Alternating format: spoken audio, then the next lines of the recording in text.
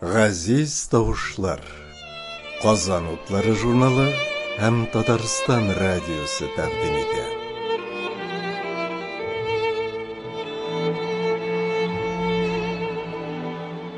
Журнал укучылар игътибарына тәкъдим ителә торган язмада 2013 елның 20 август көнендә эфирга чыккан тапшыру тәкъдим ителә. Ул әдибәнең 90 яшьлек юбилее уңаеннан әзерләнгән иде. Әңгәмәне тапшыруның авторы, язучы һәм журналист Дания Гайнетдинова алып бара. Бу Ләбибә Ихсанованың радиодагы иң соңгы язмасы. Әңгәмәдән соң аның «Күз алдымда якты йолдыз» дигән китабыннан бер өзек Тәлгать Хаматшин укуында тәкъдим ителә. Хәерле көн, Ләбибә апа. Хәерле көн, Дания, исәнмесез? Менә бик актив тормыш белән яшисез икән. Гел хәрәкәттә. Бу яшьтә шундый булып калуның берәр сере дә бардыр. Минем бу турыда уйлаганым юк иде. Уйламау да әйбәттер инде ул гомернең үзе турында. Кешене минемчә хәрәкәт яшәтә. Акыл хәрәкәте, хис хәрәкәтләре яшәтә. Сәгатьләрем минем гәзит уку белән үтә. Арып та китәм. Шуннан соң мин гәзитне куям да өстәл янына барып утырам. Үземнең кагазьләрем шунда шешелеп яткан була инде. Гәзит укыганда башка килгән уйларны да язып куясың шунда. Кайчагында киштән бүленеп калган әйбереңә барып тотынасың. Күңел күтәрелеп китә, күз ачылып китә. Уйның хәрәкәте кирәк. Әзрәк физик хәрәкәт тә бик кирәк. Минем яшьтә бигрәк тә кирәк инде ул. Менә баш хәрәкәте, уй хәрәкәте, фикер хәрәкәте ул бөтен кеше өчен бик кирәк. Ул кешене яшәртә, ул кешенең киләчәгенә өмет бирә, узган истәлекләр белән яшәүдә бик күңелле бит әле. Матур вакытларны искә алып утыру үзе әле бер рәхәт. Ләбибә апа, мәктәп елларын искә алмаганда сез бөтен гомерегезне балалар өчен иҗат итүгә багышлагансыз. Шулай да булачак һөнәрегезне сайлаганда ни өчендер Казан университетының география факультетында уку белән бәйлисез. Моның сере бардыр дип уйлыйм. Китаплар укырга яраткан баланың хыялы язучы булу дип уйлыйм мин. Чөнки мин үзем яза башлагач та миңа балалардан бик күп хатлар килә торган иде, ничек язучы булырга дип сорыйлар. Мин аларга җавап бирәдем, менә бик күп китап укырга кирәк, үземнең тәҗрибәмнән чыгып инде тормыш белән танышырга кирәк, тәҗрибәң булырга кирәк, шуннан соң гына язучы булып була дип. Әле мин ул чагында үземне аякка басканлык язучы да дип уйламыйдыр идем. Шул балалар шикелле мин дә мәктәптә укыганда язучы буласым килә торган иде. Безнең авыл инде рус авыллары белән камалып алынган, татар әдәбияты белән, татар мәдәнияте белән аралашу шикләнгән иде. Шуңарда карамастан без ничектер тәкәнешләргә барып, күкмараларга барып, татар китаплары алып кайталар иде мәктәп китапханәсенә. Менә шуннан китапларны мин бөтенесен дип әйтерлек кат-кат укый торган идем. Миңа күбрәк ошый торган иде сәяхәтләр турындагы китаплар. Менә мин теге Төньяк кытыбны яулап алу турындагы сәяхәтләр, Шмидт сәяхәтләре турында, Пржевальский сәяхәтләре турында язылган китапларны бик яратып укыйдыр идем. Аннан безнең Хамит Кавый дигән язучы бар иде. Аны бик күпләр белми, әдәбият тарихчылары гына белсә беләдер инде. Ул Кавказ тауларында дигән китап язып чыгарган истә калган инде Хамит Кавый. Чөнки аның бүтән әсәрен минем уканым булмады, аның телгә алышы да юк аны. Менә шулай итеп сәяхәтләр турында укыган китап мине ничектер үземнең дә шул җирләрне барып күрәсе килү, үземнең дә сәяхәт итәсе килү теләге тудырадыр. Яшь вакыт бит инде 14, 15, 16 яшь вакытлар әле. Мин үземне шул сәяхәтләрнең бер героинясы итеп күрә торган идем. Һәм мөмкинлек булуга мин география факультетына укырга кирдем. Сез университетта укыганда әдәби түгәрәкләргә йөреп, татар теле һәм әдәбияты студентлары белән күбрәк аралашкансыз. Моңа иҗатчыларның анда күбрәк булуы да сәбәпче булгандыр. Филология факультеты каршында татар әдәбияты группасы ачылды. 1944 елны. 14 кенә кеше килде анда укырга. 12 кызлары, 2 фронттан яраланып кайткан җегетләр иде. Менә шушы кызлар белән бер тулай торакта яшәдек. Минем ярты гомерем үземнең бүлмәмдә, ярты гомерем теге кызлар янында үтәдер иде. Анда беренче көннәрдән үк татар әдәбияты түгәрәге ачылды. Аның җитәкчесе Латифага Җәләй булды. Беренче елларда мин шуларга ияреп йөри башладым. Аңар кадәр инде шигырьләр яза язадыр идем. Яз көннәрендә олимпиада дигән ни була торган иде бит әлелек. Кем нинди һөнәр белән катнаша ала инде. Мин бер шигырь язып катнаштым шунда һәм икенче бүлекне алдым шигырь белән. Шундый ишракълар мине татар әдәбиятына ныграк якынлаштырды. Безнең түгәрәк киңәйде инде еллар үтү белән, педагогия институтыннан, авыл хуҗалыгы институтыннан, ветеринария институтына укучылар йөри башлады безнең түгәрәккә. Һәм фронттан кайткан язучылар безгә килеп йөри башладылар. Анда Абзал Шамов, Сибгат Хаким, Шәрәф Мөдәррис бердә калмыйдыр, җәләкеле җөридер әле. Бу мөдәррис ничә бердә калдырмый бу түгәрәкне дип әйтсәм, кызлар күзәтеп йөри икән. Менә сезне күзәтеп йөргән чагы булгандыр. Күрәсең инде шул мине күзәтеп йөргән чагы булгандыр инде. Шулай итеп, шунда түгәрәктә танышып алдык без беренче тапкыр Шәрәф белән. Шулай итеп, мин татар әдәбиятына ныклап кирип киттем дип уйлыйм. Инде шул елларда миңа әйтәләр, кызлар, әйдә безнең группага күч. Бергә укыйбыз татар әдәбиятны. Бердән әтиләрне дә кызгандым. Бер ел артык та укырга туры килә бит инде. Сугыш еллары, авыр еллар. Үземнең дә бер елымны кызгандым инде ташлап китәргә. Ләкин мин бердә укыйм, география факультетын бетерүем белән, менә ул миңа бик күп төрле яктан белем бирде. Биологиядан да, геологиядан да, климатологиядан bütün яктан белем бирде. Иҗатыма да әзмәк үземне йогынты ясый дип уйлыйм мин. Әле хәзердә Татарстан радиосында балалар тапшырулары мөхәррире булып эшләгән елларны да искә төшереп алыйк әле Ләбиб апа. Мин бары тик бер ел эшләдем мин анда, ләкин бик матур истәлекләр калдырды ул миңа. Ни өчен язучылар белән, композиторлар белән, җырчылар белән турыдан-туры аралашырга мөмкинлек бирде. Язучылар киләдер, артистлар киләдер. Салих абый Сәйдәшев көндә бер кирип чыгып йөри торган иде. Рәшит Вахапов килеп керидер. Зәйнәп, мин синең палышкың, выручалышкың булдым инде дип ярым шаярып, ярым үпкә белән Зәйнәп Хайруллина музыкаль редакцияның җитәкчесе инде тапшыру эзлә башласа, Рәшитне чакырадыр, Вахаповны. Рәшит киләле, ярдәм ит әле дип. Ул вакытны бит әле 45-46 еллар инде ул шагыйрьләрнең сүзләренә бәйләп язылган музыкаларны эфирга бирмиләр иде. Әнә Сәйдәшнең Биби Сара дигән җыры бер кызык кына хәл булып алды шулай. Күрәсең, Зәйнәп инде музыканы бирәсе килә. Сүзе Муса Җәлилнеке. Сүзен бирергә ярамый, главлет үткәрми. Шундый күңелле һәм фаҗигале истәлекләр калган минем күңелдә. Тапшырулар турыдан-туры эфирга бара торган иде. Шуның өчен кат-кат репетицияләргә килергә кирәк була торган иде. Менә без сезнең белән берничә ел элек балалар һәм әти-әниләр өчен әдәпле булу җиңелме дигән тапшырулар циклы эшләгән идек. Кайбер хикәя повестларыгыздан кызыклыгына радиопостановкаларда иҗат иттек. Шулай да сезнең өчен бүгенге укучы белән үзгәртеп коручырына кадәрге укучы арасында аерма иде һәм бүгенге бала яшүсмер ниндирәк эчтәлекле әсәрләр өмет итә менә язучылардан. Тормыш бит асты искә әйләнде хәзер.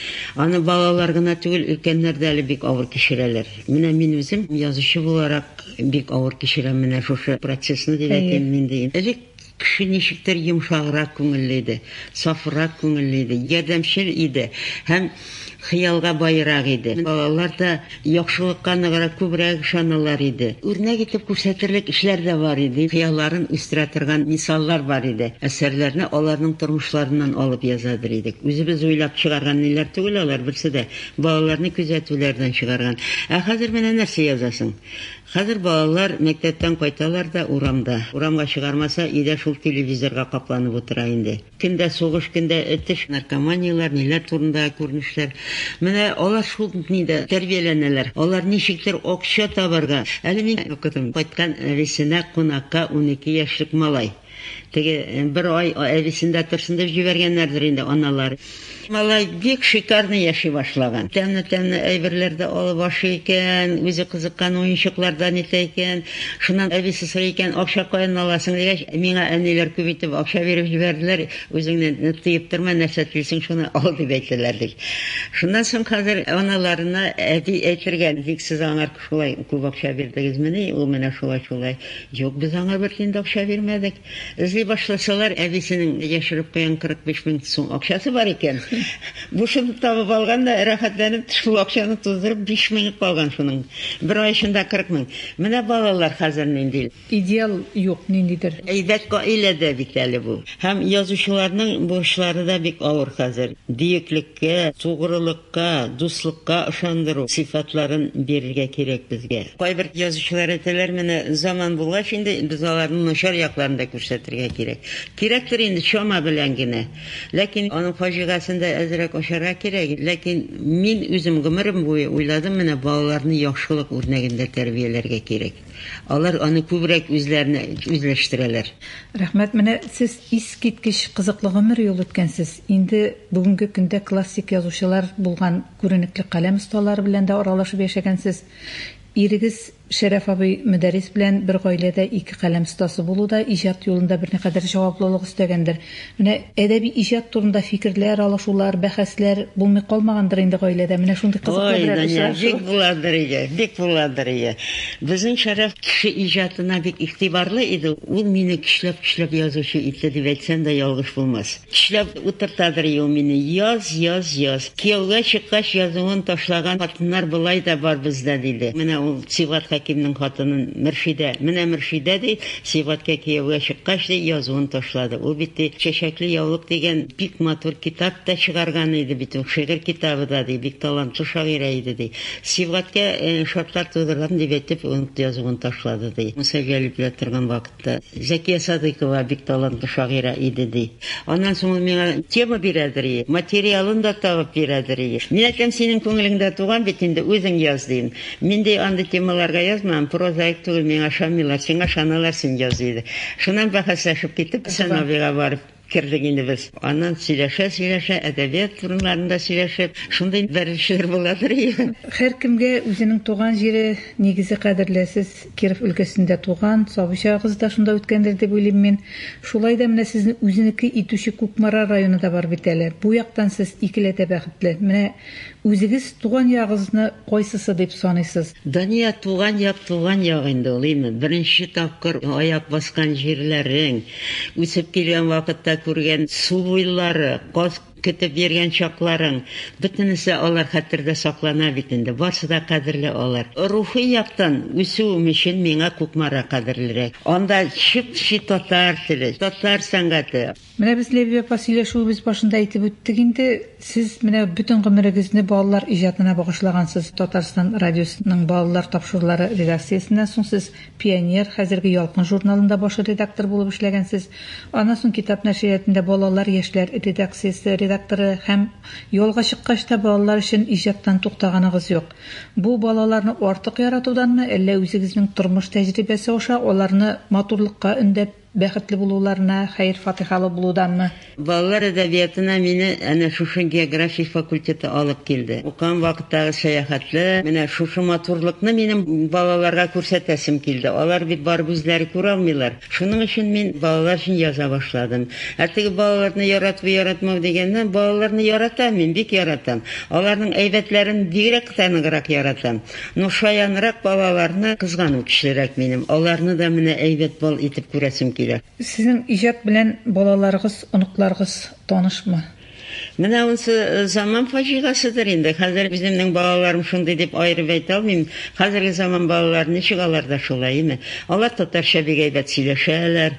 Татарча кичкенә әйберләрне укыйлар, ләкин зур әйберләрне укырга аларның түземлекләре җитми, көчләре дә җитми. Хәзер балалар бит гомумән китап укымыйлар. Күбрәк алар техника белән кызыксыналар. Менә шул заман балалары инде минекеләр дә.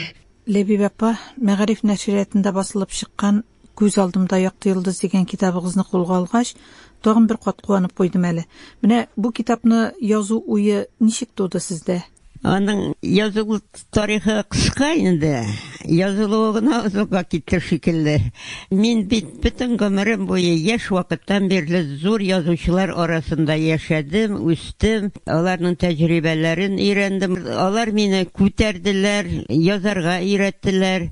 Менә шулар минем күңелемдә бик җылы тәэсир калдырганнар иде. Мин аларны улайгач та һәр вакытны ихтирам белән, зур ярату белән искә алдым. Һәм мөмкин булган вакытта алар турында мин укучыларыма язарга тырыштым, алар белән таныштырырга тырыштым. Бу китап аларның иҗаты турында түгел. Бу китап гомумән аларның шәхесе турында. Шушы китапка әдәбият сәнгать өлкәсендә җыелмас ис калдырган, арабыздан китеп барган олы шәхесләр тупланган. Сез аларны әйттегез инде, күреп белдем дидегез. Сезнең язучы булып китү өчен аларның нинди дә булса этәргече булдымы? Бу этәргеч бик зур булды. Чөнки әдәбият белән кызыксынуым минем Казан дәүләт университетында укыган вакыт иде. Анда без укыган елларны татар теле факультеты ачылды. Мин анда кызлар белән дуслашып алдым. Татар әдәбияты түгәрәге ачылды. Һәм бу түгәрәккә сугыштан кайткан олы язучылар килеп йөридер иде. Безне тыңлыйлар, әйберләребезне укыйлар, киңәшләрен бирәләр иде. Менә шул язучылар арасыннан мин Шәрәф мәдәрисенә аеруча әйтергә телим, чөнки без аның белән озак еллар бергә яшәдек. Ул мине язарга мәҗбүр итә иде. Син язарга тиеш. Мин тормыш мәшәкатьләренә бирелеп китсәм, үзе планнар төзеп бирәдер. Менә шушы план белән яз әле син әйбереңне дип. Синең башыңда туган бит инде ул. Син уйлагансың, тапкансың, яз үзең дип әйтәм инде. Юк, мин бит балалар өчен язучы түгел, миңа ышанмыйлар. Син инде көмеш елгаларны язып үзеңне таныттың. Менә син язарга тиеш дип, ул миңа наказ бирә торган иде. Аннан соң безнең түгәрәккә йөргән Ибраһим Гази, Абзал Шамов, Гали Хуҗи шикелле зур язучылар, шагыйрьләр безнең һәрбер язган әйберебезне юлларына хәтле укып, тикшереп, киңәшләрен биреп торалар иде. Безнең турда язып чыгалар иде. Бу китап баштан ук шулай уйланды. Язучыларның иҗатлары турында күп яздылар бит инде. Галимнәр дә язды, язучылар да язды, әдәбият белгечләре дә язды. Алар шәхес буларак кем? Тормыштан инде кешеләр алар. Үзләрен ничек тоталар? Бу турыда әле без әйбәтләп, матур иттереп яза алганыбыз юк иде. Мин алар белән бик якыннан аралаша идем. Гаиләләре белән таныштым. Аккош күле буенда, Язучылар союзының дачасында бергә яшәдек. Шулай булгач мин аларны көндәлек тормышта күреп торам. Алар нинди кешеләр? Үзләрен ничек тоталар? Язган әйберләре аларның ихластан языламы? Мин буларны бик аңлыйдыр идем. Шуның өчен мин аларны бу китабымда иҗатлары турында түгел, аларны кеше буларак ачасым килде. Шуның өчен мин аларның шәхси тормышларын, үзара мөнәсәбәтләрен, аларга язарга мөмкинлек биргән шартлар турында укучыларыма язарга теләдем. Бу китапны язу идеясын миңа Мәгариф нәшриятын бирде. Минем электән дә язган язмаларым бар иде. Шуларны да җыйдым. Аларны яңадан редакцияләдем, тулыландырдым. Аннан соң яңаларны яздым. Шулай итеп менә шушы күз алдымда якты кояш булып. Бу уйлаган исем генә түгел. Бу кешеләр минем күз алдымда якты кояш булып торалар. Алар минем тормышымны яктырталар, иҗатымны яктырталар. Алар миңа яңадан да эшләргә дәрт бирәләр.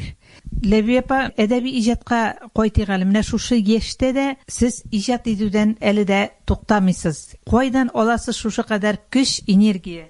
Мен сезгә бер кичкенә генә истәлек сөйлим әле. Бер вакытны мин Шәп урамында торыр идем. Безнең янда бакча бар иде. Ул бакча янында Габдрахман абый Абсәләмов һәр вакытны һавада йөрергә чыга торган иде. Ул вакытта инде язудан туктаган, авыру сәбәпле мин эшкә барышлый Габдрахман абый янына килеп утырам да инде. Нихәл Габдрахман абый дим. Бик рәхмәт инде. Менә ярый син килеп утырдың әле. Хәлемне белештең. Кайберәүләр күрмәгәнгә салынып үтеп китәләр диде инде. Язып булмый бит, язып булмайды, шуңарыш пышады. Абдрахман абый, мен әйтәм, сез бик күп яздыгыз бит инде, җитәр инде, ял итегез дим. Баш уйламый тормый бит диде. Аның менә шушы сүзе бүген ишеткән шикелле, баш уйламый тормый бит. Димәк, язучы кеше, ул гомеренең ахыргы минутына хәтле иҗаты белән яши.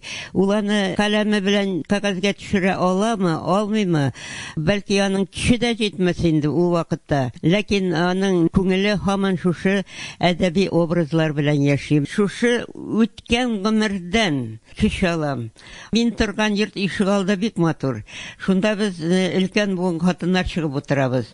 Алар шул хәтле тормышны якыннан беләләр. Барсы да производствода, неде завод, фабрикаларда эшләгәннәр һәм ничектер аларның политик тәрбияләрендә үскән. Алар белән сөйләшеп утыру да күңелле. Менә шулар белән сөйләшеп утырганда да үзеңнең әле бик әз эшләгәнеңне тоясың һәм яңадан да эшләсе килә торган моментлар була. Ләбиб апа, шушы көннәрдә иҗат итә торган берәр әсәрегезне әйтегез әле. Минем хәзер көндә иртәдән кичкә кадәр дигән повесть язасым килә. Ничек мин кичкенә вакыттан әдәбият белән кызыксынган мин түгел инде, анда шартлы икенче исем белән барачак. Геройның исеме икенче булачак. Мин аны эшләп бетерә алмам, планнарымны тыңлап Венерага тапшырдым. Ләбиб апа, менә сез гомерегез буе әдәбиятка тугрылыклы булып калдыгыз. Бүгенге әдәбиятка килүче яшьләргә дә үзегезнең теләкләрегезне әйтегез әле. Әдәбият буш тормый. Әдәбиятның үз урыны бар, ул урынны тултырып торучы яшьләр бар. Уллар китә, яшьләр килә. Менә шушы яшьләр нәрсә алып килә әдәбиятка? Менә без хәзер шуны карарга кирәк, тикшерергә кирәк, өлкән буын язучылары. Аларга ярдәм итәргә кирәк. Хәзерге яшьләр мине гомумән сөендерә дип әйтим. Балалар өчен язучылар кимеми, ортагына бара. Алар матур-матур әйберләр язалар. Ләкин аларны үстерү өчен шартлар җитеп бетми шикелле. Аларның оешканлыклары юк. Безгә ешрак утырып сөйләшергә, аңлашырга, килешергә, бер-беребезне танырга, өйрәнергә кирәк. Моның проблемалары бик күп. Тормыш бик катлаулы хәзер. Тормыш никадәр катлаулы булса, проблемалар шул хәтле күбәя. Ләкин аңар карамый, менә яшьләр язалар бит. Әйбәт кенә әйберләр чыгып тора, китаплар чыга. Шулай дәвам итсен дигән теләгем бар минем. Ләбиб апа, сезгә киләчәктә дә зур уңышлар телибез. Тагын матур-матур китаплар чыгаруыгызны көтеп калабыз. Дания, бик зур рәхмәт. Біз синең белән гомер буе бергә эшләдек. Мин сезнең ярдәмнәрне бик көтеп аладыр идем һәм бик акыллы киңәшләр бирәдер идегез. Радиошада булай әйберләремне укыгач та сөйләшәдер идек. Киләчәктә дә шулай бергә яшик әле. Хәзер Ләбиб апа Ихсанованың Мәгариф нәшриятында басылып чыккан «Күз алдымда якты йолдыз» дигән китабыннан бер истәлек хатирә белән танышыйк.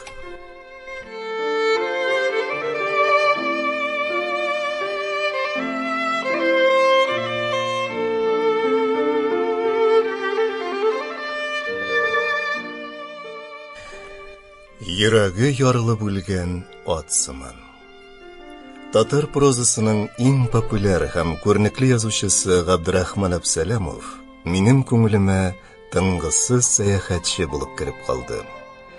Галим кеше җәй буе сәяхәттә йөреп туплаган материалларын соңыннан эш өстәл артында зур канәгатьләнү белән өйрәнеп утырганы кебек, Габдрахман аганың да иң бәхетле минутлары үзенең тыныч, аулак бүлмәсендә геройларының мавыктыргыч дөньясына бирелеп язып утырган чаклары булгандыр мөгаен.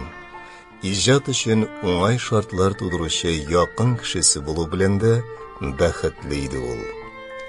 Тормыш көн күреш мәсьәләләрендә билгеле киңәшләре белән гаиләсенә ярдәм иткәндер. Дөньяны күп күргән, утлар сулар кичкән, ил алдында абруе зур булган ир кеше анысыннан азат булмас. Әмма күрше буларак ышанып әйтәм, иҗатка бирелгән вакытын бүлеп, дөнья мәшәкатьләре артыннан йөрергә туры килмәде язучыга. Язмыш аңар Федор Достоевскийның хатыны кебек үк тормышны җайлап барырга, балалар тәрбияләргә, иренең язу эшенә дә булышырга вакыт тапкан өлгер, кайгыртучан, акыллы хатын Маһинур апаны бүләк иткән иде. Габдрахман ага язу эшеннән бүленеп торса, бары тик җәмәгать эшләрен башкару, төрле җыелышларда катнашу һәм укучылары белән очрашу өчен генә бүленгәндер. Укучылар белән очрашуларда ул язган вакытларындагы кебек үк ләззәт ала торган иде. Аз сүзле, каушау кабалануны белмәгән, мәгънәсез шау-шулы күңел ачулардан ерак булырга тырышкан. Былай караганда шепши кабинет кешесе булып күренгән Габдрахман абый андый очрашуларда нык үзгәрә. Республикабызның ул бармаган районы, авылы, мәктәбе бик аз булгандыр мөгаен. Кайдан гына чакыру килсә дә, кире какмый, андый очрашуларга бик җаваплы, олыш итеп карый, һәр кайсына алдан әзерләнеп бара торган иде. Күп язучылар катнашында зурлап, район күләмендә үткәрелгән әдәби бәйрәмнәрдә ул гадәттә делегациянең җитәкчесе була. Әлмәт, Азнакай, Әкерҗе, Саба районнарында уздырылган әдәби атналыкларда миңа Габдрахман ага җитәкләгән группада йөрергә туры килде. Мондый очрашуларга ул аеруча зур әһәмият бирә иде.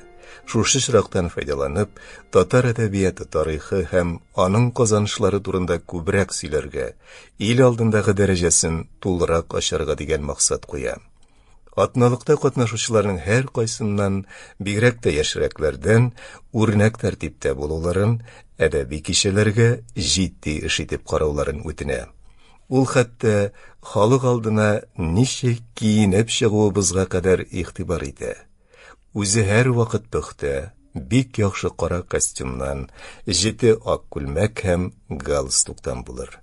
Кайсы бер авылларда клубларны соңлабрак ягалар. Кеше җыелганчы җылыны белгерми. Бигрәк тә бина түрендәге сәхнә салкын була. Шундый чакта инде үзе чишне белгергән җитәкчебез иңбашыбызга пальто салып чыгарга торуыбызны күрсә, бер генә сүз әйтә. Колхоз базарында түгелсездер бит. Шуннан да кичә башланып китүгә, эчке бер дулкынлану салкынлыкны оныттыра. Үзең сөйләр вакыт җитүгә, хәтта эсседә булып китә. Авылдан авылга күчеп йөрүләр талчыктырса да, җитәкчебез вакытның бер генә минутында бушка уздырмыйча, кешеләр белән аралашырга, сөйләшергә, сорашырга, күзәтергә тырыша. Үзе белән йөргән яшьрәк язучыларны да шушы гадәткә күнектерергә тели. Арабыздан беребезгә авыллардан йөреп кайткач, газетага мәкалә язу бурычын йөкләп куя, шул максат белән күргән-белгәннәрне блокнотка теркәп барырга киңәш итә. Бу йөрүләрдән иптәшләрем нинди сабак алгандыр, мин үзем Габдрахман абыйдан күп нәрсәләргә өйрәндем һәм белгәннәрем соңыннан журнал редакциясендә эшләгәндә нык ярдәм итте дип әйтә алам. Азнакай бистәсенең Вахитов исемендәге татар урта мәктәбенә баруыбыз истә калган. Очрашуны башлап җибәрер алдыннан бер тирәгә җыелып, җитәкчебезнең соңгы киңәшләрен тыңлау һәм кем артыннан кем чыгасын белешеп ала торган гадәтебез бар иде. Ул кичәне ачып җибәрүне һәм алып баруны Габдрахман ага миңа тапшырды. Бу мәктәптә элегрәк тә бер-ике мәртәбә булганым бар иде минем. Күп кенә укытучылары да таныш. Шулай да көтелмәгән тәкъдим каушатып җибәрде. Тәҗрибә юклыкны сылтау итеп баш тарттым. Шундый вакытта да өйрәнмәгәч, кайчан өйрәнерсең? Үзеңнең укучыларың белән сөйләшә дә белергә кирәк. Аннан соң, кайчан да булса бер вакыт бу эшләр сезгә каласы бит, диде Габдрахман абзый. Дөресен әйткәндә, кыюлык кына җитмәгән икән. Беренче коймак бик үк тиерле булмады кебек. Күтәреп алып мактамаса да, остазыбызның шелтә сүзендә ишетмәдем. Шуннан соң, әдәби кичәләрне алып бару вазифасын чиратлап, калганнарыбызга да тапшыра торган булды. Минем өчен барыннан да бигрәк эшне җиренә җиткереп эшләү үрнәге булып калды ул. Әдәби кичәләрнең барасы урындагы җитәкчеләр белән киңәшеп, алдан төзелгән программасы була. Җитди сәбәп килеп чыкмаса, әнә шул программаның бер генә пунктында калдырмыйча үтәргә тырыша иде ул. Ә программа тыгыз төзелгән. Клубта үткәреләчәк зур кичәгә кадәр фермаларга, мәктәпләргә, механизаторлар янына тагын әллә кайларга барабыз. Шырашуларда шигырь уку яки 15 минутлык сүз сөйләү авыр эш кебек тә түгел. Ләкин ниндирәк хезмәттәге кешеләргә сөйлисеңне, нәрсә әйтәсеңне уйлап, элек бер баш ватасың. Уртак тел таба алырмынмы, сорауларга җавап бирә белерменме дип, тагын бер дулкынланасың. Үзең өчен генә түгел, иптәшләрең өчен дә борчыласың. Утын кисеп, җир сөрү булмаса да, өен чыта. Шулай бер вакыт көндезге очрашуыбыз нефтчеләр янында булырга тиеш иде. Хатын-кызлардан бер-ике язучы сөйләштек тә, буравайга бармаска булдык. Җитәкчебездән рөхсәт сораганда, кәефе кырылмасын дип, сүзне уен көлкедән башлыйбыз янәсе. Техника безнең эшебез түгел. Буравайны да күргәнебез бар, нефтчеләрне дә. Буравайны күргәнегез булса, анда эшләүчеләрнең сезне күргәне юк, диде ул күзләре белән генә елмаеп. Шунда ук җитди төс алды һәм кунакхана ишегеннән чыгып килүче Хәсән Туфан белән Нурый Арсланга ымлап. Әнә, алар сездән күбрәк күргән. Бармасалар да сүз әйтеп булмый, олы кешеләр. Шулай да җыенып чыкканнар. Халыкны хөрмәт итәргә алардан өйрәнегез диде. Кешеләргә булган хөрмәт әдипнең тормыш принцибы иде. Фронтташларына, каләмдәшләренә, күршеләренә, үзе белгән һәм белмәгән, бары хатлар аша гына таныш булган кешеләргә, яшьләргә һәм картларга олы хөрмәт белән яшәде. Бу изге хис аның күп санлы әсәрләрендә бигрәк тә ачык күренә иде. Аның геройлары күбесенчә кимчелексез, бары тик яхшы сыйфатларга гына ия булган, бар яктан да үрнәк алырлык геройлар иде. Моның өчен кайвакытта аңар шелтә сүзләре дә ишеткәләргә туры килде. Язучылар союзы идарәсенең бер утырышында Әбсәләмов үзенең геройларын пьедесталга куеп сурәтли. Тормышта алай булмый ул, кояшта да таплар бар дип тел тидерүләр булды. Мондай сүзләргә каршы әдип сабыр гына үз карашын аңлатты. Әйе, ул аңлы рәвештә геройларын бер башка өстен куеп сурәтли. Хәзерге яшьләрне ул яхшылык үрнәгендә тәрбияләргә тели. Әгәр аның китапларын алалар икән, укыйлар икән, димәк, аның геройларына ышаналар. Язучы үз максатына ирешкән дигән сүз түгелмени бу? Абдрахман Әбсәләмов иң күп укыла торган язучы иде. Татар халкы гына түгел, русча тәрҗемәләр аша да бик күп милләт халыкларны яратып укыды. Илебездәге китап сөючеләр арасында таратылган анкеталарга җаваплардан мәсәлән, Абдрахман Әбсәләмовның иң күп укыла торган авторларның берсе булуы ачыкланды. Мин моны үземнең күзәтүләрем буенча да әйтә алам. 70нче еллар башында балалар язучыларының Мәскәүдә уздырылган бер киңәшмәсе вакытында безне укучылар белән очрашуларга йөрттеләр. Ул көннәрдә Мәскәү өлкәсендә эшләүче китапхана мөдирләрен семинарга чакырган булганнар. Мин шулар белән очрашачак төркемгә билгеләнгән идем. Үземә сүз бирелгәч, чыгышымны сез татар язучыларыннан кемнәрне беләсез дигән сорау белән башладым. Шунда ук берничә җирдән кул күтәрделәр һәм Муса Җәлил белән Абдрахман Әбсәләмов исемнәрен атадылар. Әдипнең республикабыз укучылары арасындагы популярлыгын очрашу кичәләрендә үзебез дә күреп тора идек. Сатылган китапларына тәнәфес вакытында гына автограф язып өлгерми иде ул. Кычагы белән күтәреп сәхнәгә алып менә һәм каләмдәшләре сөйләгән арада автографлар язып утыра. Кайберәүләр кебек китапларга сырлап быргалап кул кую белән генә шикләнми. Китап иясенә нинди дә булса җылы сүзен, истә калырлык киңәшен, матур теләген язып куярга тырыша. Язучы сүзенең кыйммәтен белә халык. Язучыларны күрсәләр, иркенләп сөйләшергә, күңелләрендәге сорауларга җавап алып калырга тырышалар. Клубта әдәби кичәләр тәмамлангач, авыл советы һәм колхоз җитәкчеләре, авыл интеллигенциясе җыелып, язучылар белән сөйләшеп утырырга яраталар. колхоз хәлләреннән башлап, ил күләмендәге, хәтта дөнья масштабындагы хәлләр дә калмыян дигәнгә вакытында. Утыра торгач, төнге 2ләр, 3ләр җитә, кайчагында түзә алмыйча, яшьрәк язучылар да ял итәргә кузгалып китә. Габдрахман абый утыра. Бердән ул җитәкче кеше, барыннан да алда торып китсә, хуҗалар өчен бик тансык булган әңгәмә үзеләчәк. Әлеге дә баягы кешеләргә булган хөрмәт тотаны. Икенчедән, булай утырулар үз эчендә кызык бит. Кешеләрнең ни уйлауларын, ни белән яшәүләрен шунда күрәсең бит инде. Әнә шундай дустана сөйләшүләр вакытында ачып сала инде ул җанын. Шактый авыр юлларда йөрергә туры килгән иде бит ул чакларда. 1965 елның карлы яңгырлы салкын мае истә. Әле генә ял итеп кояш чыга. Җир өстеннән җылы пар күтәрелә. Ул да булмай, мендәр хәтлегенә кара булып килеп, кояшны каплый да, аяк астына ярма кар сибә башлый. Юллар пычрак, сикәлтәле. Юллар гынамысың? Ул көннәрдә яуган яңгырга чәчү машиналары да җир өстенә керә алмый торалар иде. Иж буендагы аппак чәчәкле шомырт агачлары гына язны көздән айырырга мөмкинлек бирә.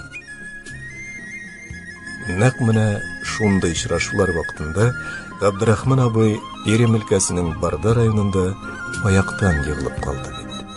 Ул чагында да үзен үзе аямыйча йөргәндер инде.